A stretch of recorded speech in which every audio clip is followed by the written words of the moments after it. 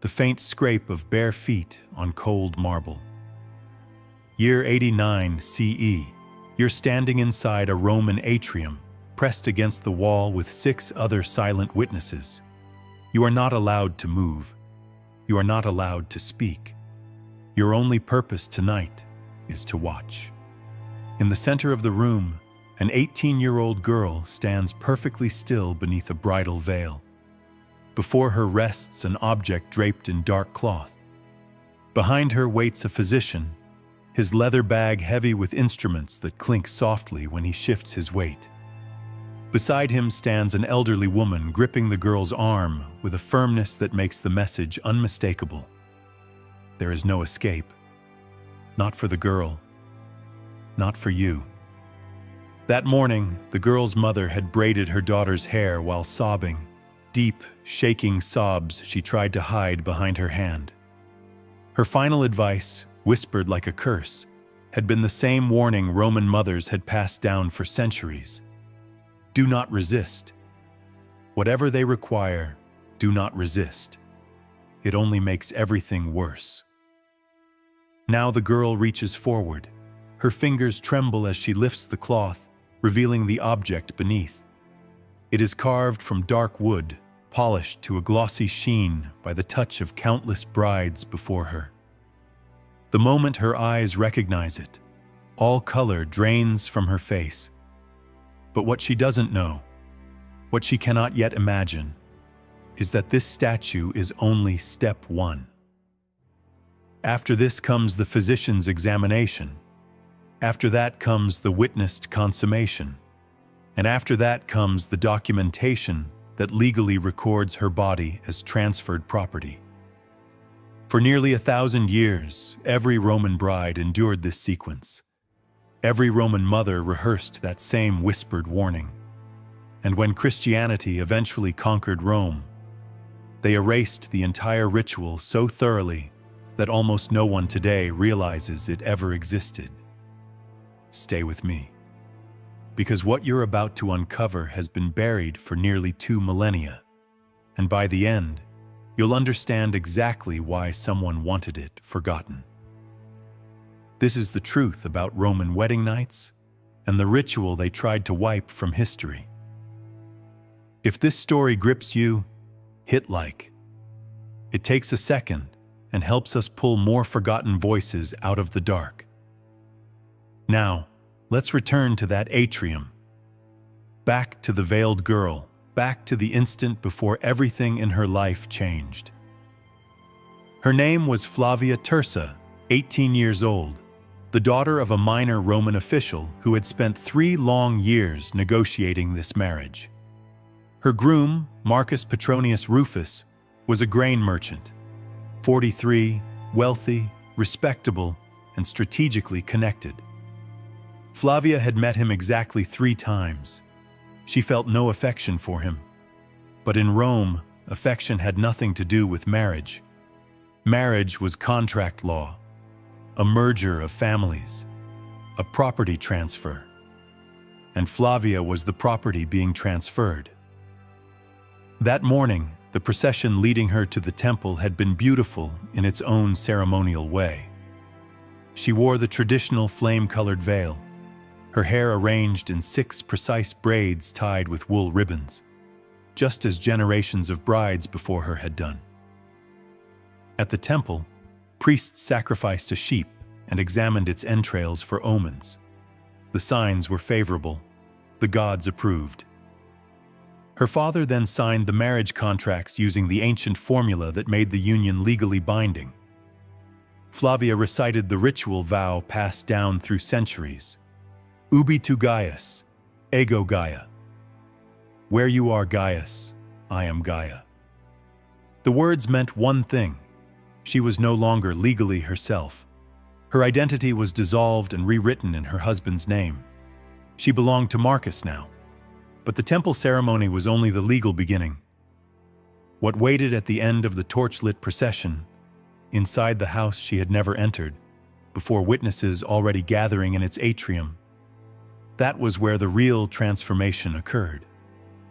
As she walked through the streets, crowds sang songs. Not blessings, not gentle hymns, obscene songs, explicit graphic verses describing exactly what would happen to her that night. Young men shouted suggestions crude enough to burn her cheeks beneath the veil. Old women cackled as they threw walnuts at her, a fertility blessing that felt more like mockery. Her mother walked beside her, silent, rigid, staring straight ahead with a clenched jaw and hollow eyes. Flavia had hoped for comfort. Instead, her mother looked like a woman awaiting an execution. That morning, as her mother pinned the final braid, she had broken down. Not soft tears, violent, shuddering sobs she tried to smother with her hand. When Flavia asked what was wrong, her mother's answer came in a hoarse whisper. Do not resist. Whatever they ask of you tonight, do not resist. It only makes everything worse. Flavia had thought she understood wedding nights, the pain, the awkwardness, the fear, but she had no idea what truly awaited her. By the time the procession reached Marcus's house, the sun had vanished. 2 torches burned at the doorway, the traditional markers declaring a marriage would be consummated inside according to law. Marcus waited there to lift her over the threshold. The gesture was symbolic. A bride must not stumble when entering her new home. But everyone knew the custom came from something older, from a time when brides didn't walk into their husbands' houses. They were carried, willing or not. Inside, Flavia saw shadows moving, too many of them. Far too many for what she imagined would be a private moment between husband and wife. She was wrong. Count them with her. An elderly woman in ceremonial robes, the pronuba. Her role was to supervise every part of the night and provide legal testimony if the marriage was ever disputed. A priest whose affiliations were unclear, his face half lost in lamplight. 3 female slaves holding basins of water and stacks of clean cloths. An older man near a leather medical bag, its metal instruments faintly glinting. And in the corner, draped in dark fabric, a wooden structure nearly 4 feet tall. Too many people, too many eyes. The pronuba stepped forward and seized Flavia's hands. Her grip was strong, almost restraining. "Welcome to your husband's home," she said. "The sacred rites must now be completed. Here is the truth almost no one tells you about Roman marriage. It was not romantic. It was not intimate. It was not about building a life together. It was a legally documented property transfer. Roman law described marriage as conventio in manum, literally coming into the hand. The bride passed from her father's legal control into her husband's. Early Roman husbands held the same power over wives that they held over slaves, including the right of life and death. By Flavia's era, the harshest edges had softened, but the core remained. Marriage transferred a woman from one man's authority to another, and like any property transfer in Rome, it required verification. Think of how Romans sold land. Witnesses observed, the boundaries were inspected, rituals were performed, documents sealed. They applied this exact logic to marriage. A bride's value lay in her ability to produce legitimate heirs. Her body was the property being transferred. Her fertility was the resource being purchased. So the law required 2 things. Her virginity had to be confirmed, and the consummation had to be witnessed. These requirements shaped rituals that made logical sense to Romans, even as they horrify us today. The pronuba now guided Flavia toward the draped figure in the corner. Flavia's heart hammered so violently, she could hear the pulse in her ears. The pronuba's hand tightened around her arm, steering her forward, leaving no room for retreat. "You must greet Mutunis Tutunis," the pronuba instructed. "You must ask his blessing before your husband approaches." Flavia reached out and pulled the cloth away. Underneath stood a polished wooden phallus, shaped with deliberate anatomical precision. And she finally understood why her mother had cried. This was not a small charm like the protective amulets Roman children wore to ward off evil. This was not decoration. This was not symbolic in the way modern historians sometimes wish it were. The statue stood nearly 4 feet tall, carved from dense, dark wood and polished smooth by generations of use. Its proportions were intentional, its purpose unmistakable. The Pronuba began explaining, calmly, clinically, what Flavia was required to do. Mutunis Tutunis, she said, was the god of fertility and sexual initiation. Before a bride could be lawfully approached by her husband, she had to offer herself first to the god. It was tradition. It was duty. It was required. We know Mutunis Tutunis existed because ancient writers mention him, always briefly, always uncomfortably. No one lingers on the details unless they are condemning them. In the 5th century, as Christianity tightened its grip on Rome, St. Augustine described the ritual with open outrage. Roman brides, he wrote, were made to sit upon the wooden phallus of Mutunis Tutunis as a sacred obligation before consummation with their husbands. The ritual was performed publicly in front of witnesses. Augustine was a hostile source, writing to denounce pagan customs, but his account aligns with earlier, non-Christian fragments. Lactantius called the practice so shameful that merely naming it polluted the speaker. Arnobius went further, describing brides straddling the god's emblem while their new husbands looked on.